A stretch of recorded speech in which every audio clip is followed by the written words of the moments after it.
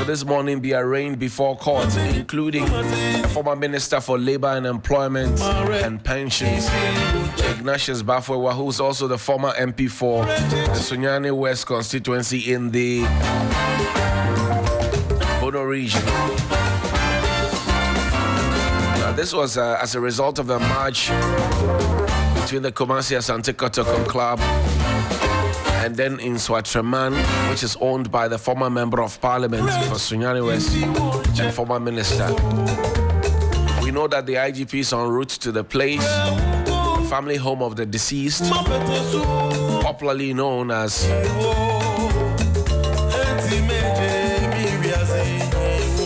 Pole. And we do also know that the GFA in the region, the Ashanti region, have put in some sanctions. We'll get into that conversation for the football enthusiasts who listen to us here on Sunrise on 3FM 92.7. It's 25 minutes to the top of the hour, 9 o'clock. Sad day, sad times. Football is supposed to be recreational and entertaining. So why would it have to be the end of another person's life? I remember May 9th, 2000, was it? 2001. And the people who died at the Accra Sports Stadium, you know, it should never be a case where you have people die because they just want to support their favorite teams passionately. It's sad. It's not a good thing at all.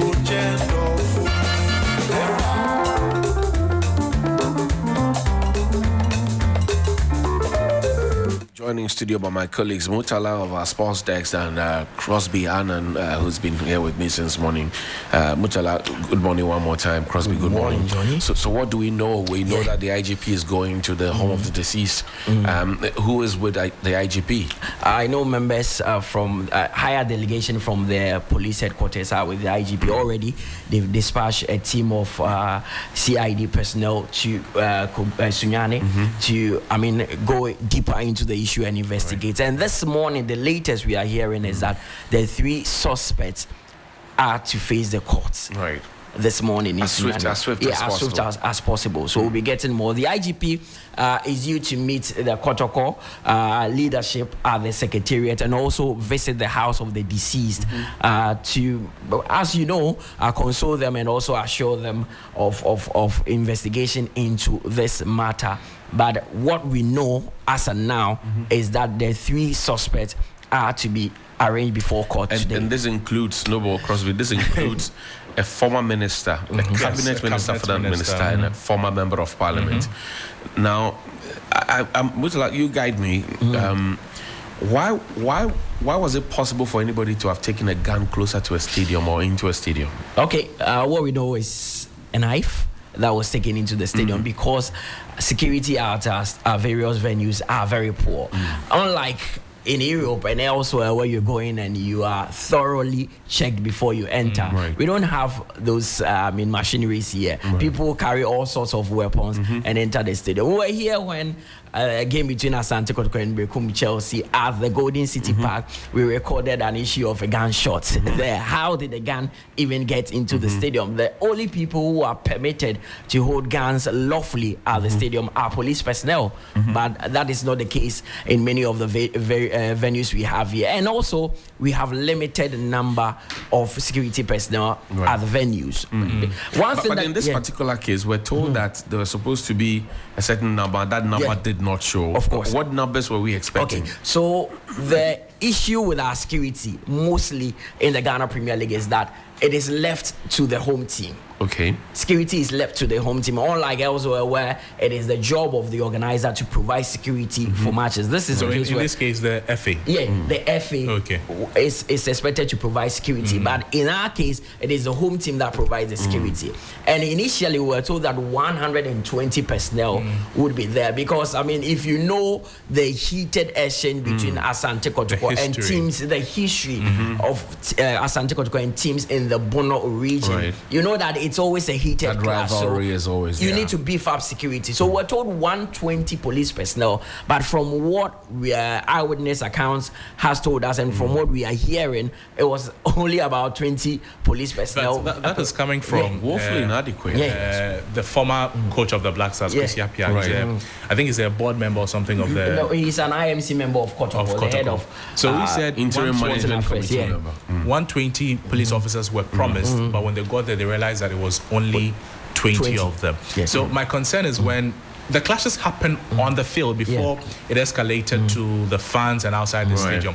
So when they sense the tension happening on the field, when the videos were saying people were fighting, players booting each other, the match, I understand, was stopped for about 3 times. Right. So when they sensed... So if we were stopped about 3 times, why did they allow it to continue? That's a question that is a question that the match commissioner and even Asante Kotoko themselves must answer. Kotoko could have said they won't continue the game because of they don't feel safe because of the tension around. But if I am a match commissioner and we have had cause to stop a match for 3 times, it is good reason enough to say, Charlie, let's end it. Yeah. Because it could degenerate into something, knowing that the 120 police officers that you promised, you do not have, you have just 20 up, or about 20 of them. You know that there's brewing tension. You know that arguments have gone up and people are heated. I mean, any smart person would have said, Charlie, let's end it. I mean, Johnny, if you were meticulous and paid attention to details, paid attention to history, this could have been prevented. Knowing that it's always a heated moment when Kotoko travel to that region. Right. This is not the first time such incidents are happening. Just that this time we've recorded a death, and that is why the issue has escalated. But security at our venues, very inadequate. And this morning, I played a voice from an ESCO member, Frederick Achampon, who talked about the fact that the league we are playing itself is suffering already. The product has issues. It doesn't even have a headline sponsor. It's suffering to attract corporate Ghana. And that's what yesterday the incoming minister, Kofi Adams, told me. He said, look, we're trying and working so hard to bring back the love. And that's why he's livid about this death. And he says that, look, we must get to the bottom of it and bring justice to the people immediately. You know the tension and the turbulence our football went through after the Anas expose. Yes, the number 12 expose. It pushed away a lot of sponsors from the corporate world. And we are trying very hard to bring them back. Recently, we had BetPower coming on board, and they withdrew as headline sponsor and wanted to stick with the locker room bonus. We are trying very hard to make the image of the league very bright for corporate Ghana to see something positive. At the moment, there's no headline sponsor. There's no headline sponsor for the league that we are playing. So the league is headless. No, I'm being serious. That's true. It's headless. We don't have a headline sponsor. So if some of these issues come up, it casts a slur on the league. It puts a dent on the image of Ghana football. And you can talk about the violence that happened outside the stadium, but even on the pitch, the kind of blows that were being exchanged and the videos going out to the rest of the world says a lot about Ghana football. This is a product many may not want to associate with. That's right. And as it stands now, it says that it is one thing that would also deter people from even coming to our stadiums. Because I cover the league a lot. I've traveled around the country. And if you speak to people who are not really football inclined and you tell them, oh, why don't you go and just catch a glimpse and watch a team play in your neighborhood? They will tell you that the stadium is not safe. But going to watch football in Ghana is a risk. It's a risk. You want to avoid it completely. Every referee who has officiated a match in Ghana, almost all of them have, in one way or the other, been beaten before. Injuries, threats, swollen faces, blood oozing out of their bodies. They are rushed to the hospitals all the time.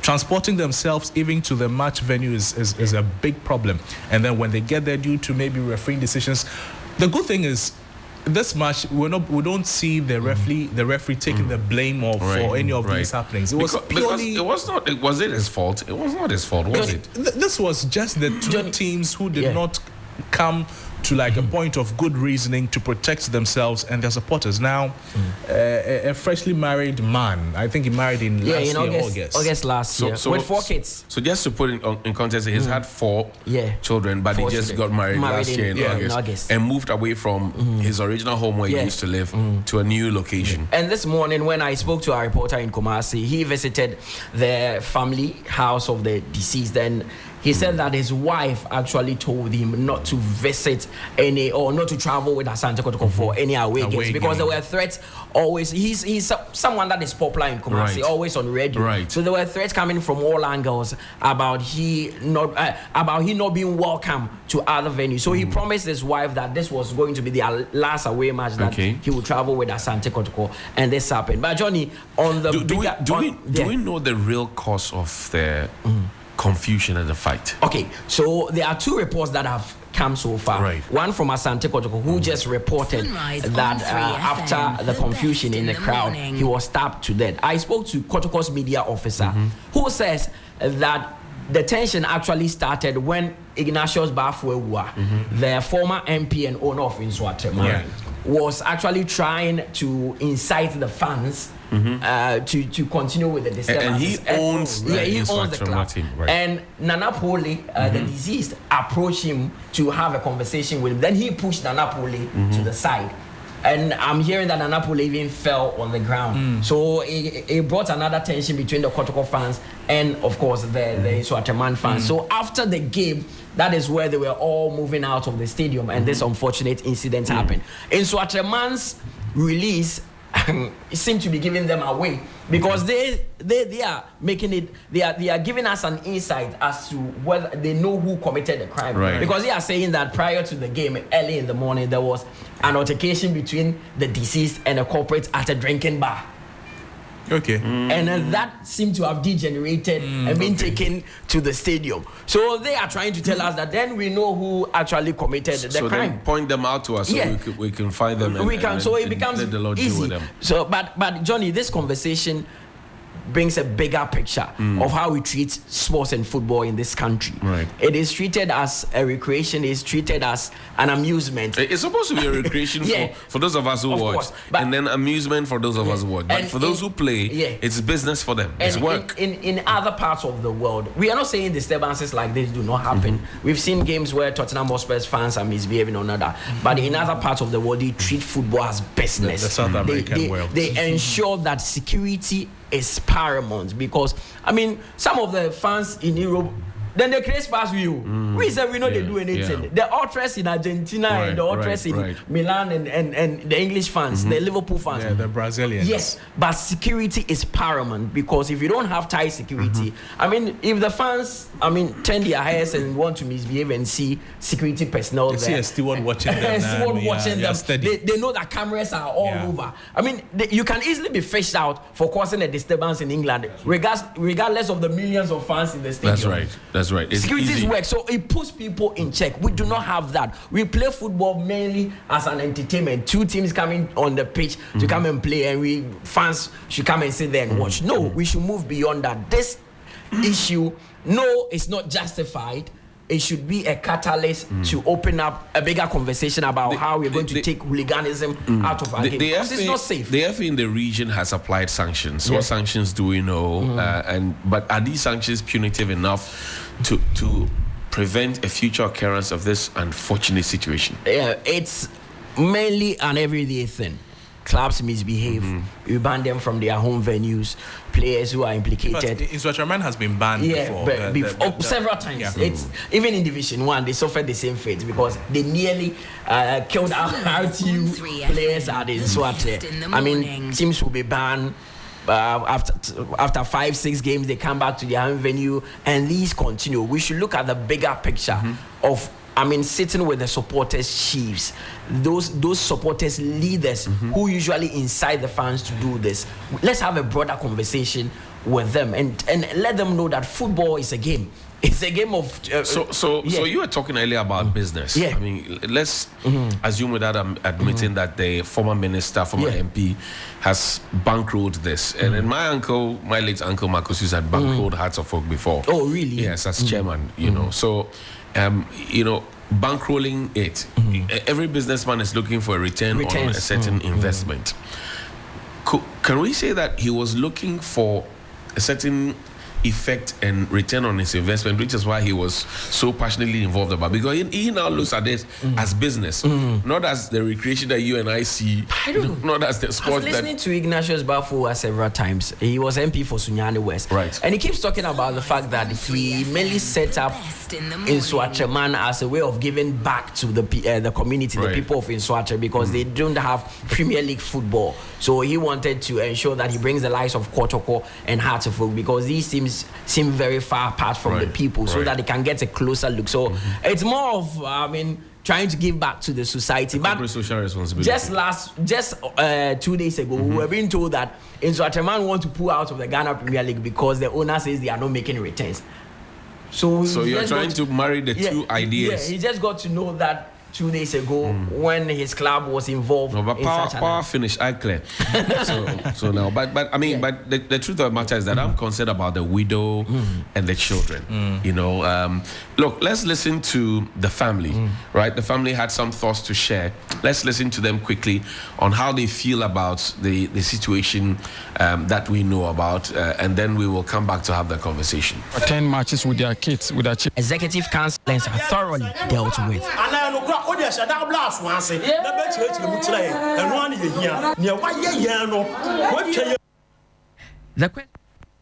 So that's the family there. They obviously are not happy about the situation. This is bad. I'm thinking about the children.